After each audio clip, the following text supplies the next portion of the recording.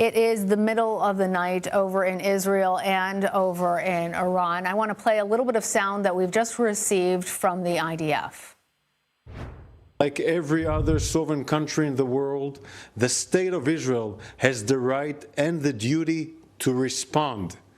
Our defensive and offensive capabilities are fully mobilized. We will do whatever necessary to defend the state of Israel and the people of Israel. In response to months of continuous attacks from the regime in Iran against the state of Israel, right now, the Israel Defense Forces is conducting precise strikes on military targets in Iran. The regime in Iran and its proxies in the region have been relentlessly attacking Israel since October 7th on 7 fronts, including direct attacks from Iranian soil. Like every other sovereign country in the world, the state of Israel has the right and the duty to respond. Our defensive and offensive capabilities are fully mobilized. We will do whatever necessary to defend the state of Israel and the people of Israel. In response to months of continuous attacks from the regime in Iran against the state of Israel, right now, the Israel Defense Forces is conducting precise strikes on military targets in Iran. The regime in Iran and its proxies in the region have been relentlessly attacking Israel since October 7th on 7 fronts. So we heard there the IDF statement. It matches the paper statement that we have. So we've heard it a couple of times now. I want to bring in CBS News national security contributor Sam Vinograd. Sam, what do you make of that statement released by the IDF? Certainly trying to signal two things. Number one, that it will not stop its efforts to diminish Iran's ability to harm the state of Israel. Israel has been doing that by trying to decrease capabilities for Iran's proxy forces and by retaliating against Iran for their historic and unprecedented attacks into Israel itself. So the IDF is signaling that they will not back down from that mission. Number two, they're signaling that they view this as defensive, that these are not offensive moves, that these are defensive in nature. They also specifically focus on the fact that they have struck military targets. They did not strike oil infrastructure or nuclear sites. They struck military targets. That is likely an effort to prevent this tit for tat from escalating further. Now, I will note, it is important to note that the White House has been supportive of Israel taking measures to defend itself. So while we have reporting that the White House asked Israel not to strike oil, infrastructure, and nuclear sites, we do understand that the United States was supportive of Israel retaliating against Iran in some capacity. And it looks like the White House was successful in convincing Israel to limit its retaliatory strike to military sites. All right, Sam, thank you. Stay right there. I'm going to have some more questions for you, but we want to go at this point to CBS News Chief Foreign Affairs Correspondent and Face the Nation moderator, Margaret Brennan. She joins us now on the phone. Margaret, we're talking a lot about the context of these strikes and hope that it was perhaps going to, after the death of Yahya Sinwar, perhaps there was an opportunity for peace. It looks like this is moving in a different direction. Talk to us about the significance and what your sources are telling you. So this strike by Israel, the Israel Defense Forces against Iran, has been expected since that October 1st attack by Israel, or by Iran on Israel. An attack that failed in its mission, attack that was intercepted by Israel quite easily with U.S. support as well. And that itself was retaliation for the assassination of the leader of Hezbollah. So this has been an escalation that was expected. However, within the context of what Israel was mulling over publicly, it is fairly limited.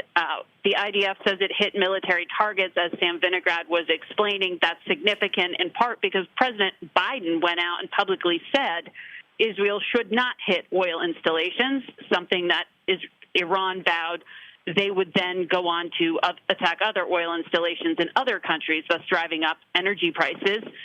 They were also publicly warned not to attack nuclear sites. Iran has a nuclear development program, but not yet a weapons program. And there has been concern that an attack that was so strong or directed at the nuclear program could actually trigger them to race towards a weapon. So those were all the things the U.S. officials were debating here as they helped counsel Israel on how to carry out a retaliation that wasn't going to further inflame the region, but would allow them to walk away saying that they had struck back. Now, we will see, get an assessment as to what these military targets were, how significant the attack is, but already the United States has in place equipment to help fend off an expected Iranian retaliation for what just happened. That THAAD missile system, the anti-missile system that the United States sent, also means America has skin in the game, U.S. personnel on the ground to try to help intercept. And that is also how the United States had some leverage here to this time get a heads up. This is important. The United States was given a heads up that this attack was going to occur. In those recent attacks on Hezbollah and attacks on other leaders of proxy groups like Hamas, Israel has not been giving the United States more than a 20-minute heads up. This time, the United States was part of that process, and that is significant. That is significant, especially given the ways in which we know the Biden administration was frustrated by not being looped in on this. Margaret, given that this was expected that they were going to retaliate, that it does appear at this point that it was limited to military targets, if all of that, in fact, plays out, do you expect a similar situation to what we saw back in April? In terms of an Iranian response, yes, yes, that is why that THAAD system was put in place, but there are also back-channel efforts to try to limit the scope of that. Iran has consistently been shown to 10 feet tall, as military officials have said to me. Iran's ability to execute an attack on Israel, both in April, then October 1st, failed. They were able to fire ballistic missiles, but when they did so, they pretty much ran through their stockpile at that moment, 180 to 200 at a time. They were not able to make contact with the targets that they really aimed to at least publicly vowed to hit. So they are showing themselves to be weakened. They have also shown themselves to have lost some of their proxy force leaders who they relied on strongly, like the leader of Hezbollah, Hassan Nasrallah. That was the most important proxy force in the region. When I say proxy force, I mean that's an unofficial militia, a military force for them in the region. So they are losing some of their ability to sort of stretch the long arm of the Iranian state through the region. Israel is feeling good about that, and the prime minister has been saying that they have really started to break away the hold that Iran's axis of terror groups has held on the region. But keep in mind, this tit for tat, this killing, terror leaders, this doesn't mean that it settles anything or that we're moving quickly towards peace. I will note, however, the CIA director is expected on Sunday in Doha, Qatar, to be meeting with the head of the Israeli intelligence agency, the Mossad, as well as the Qatari prime minister. This is one of those last-ditch pre-U.S. election efforts to jumpstart any kind of process that would help free the remaining hostages in Gaza. But there is also a Biden administration effort to stop the fighting on Israel's northern border with what remains of Hezbollah. Despite Israel taking out the leader of that militia, it has not stopped the fighting with Hezbollah that has kept Israelis from returning to their homes in the north. So these are significant measures, but they are not stopping what continues to be an expanding war in the region.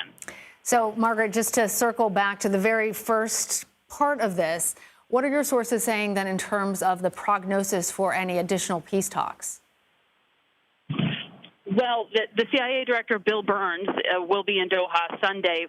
That effort it's not even really a effort at peace talks. It is an effort to free hostages that are still held by Hamas since the head, Yahya Sinwar, the military commander who was also the political leader, was killed recently.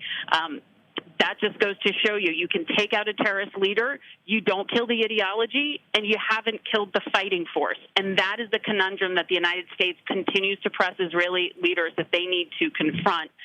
There's pressure on the Israeli prime minister to come up with his own vision for ending the war and withdrawing forces from Gaza. The Secretary of State, Antony Blinken, was in the region until today, really trying to pursue just that, offering suggestions and a plan and a proposal with support from other leaders in the region on who would go in and try to govern Gaza if the Israeli military were to pull back.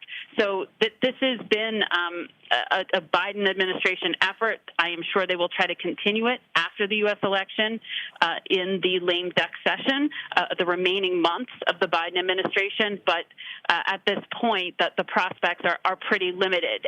It is widely known, and the Prime Minister of Israel has acknowledged that he talked to Donald Trump. He has talked to him at least twice in the past few weeks. They are very much gauging what the U.S. leadership will look like and how that will factor into their plans on how they conduct their own business in the region.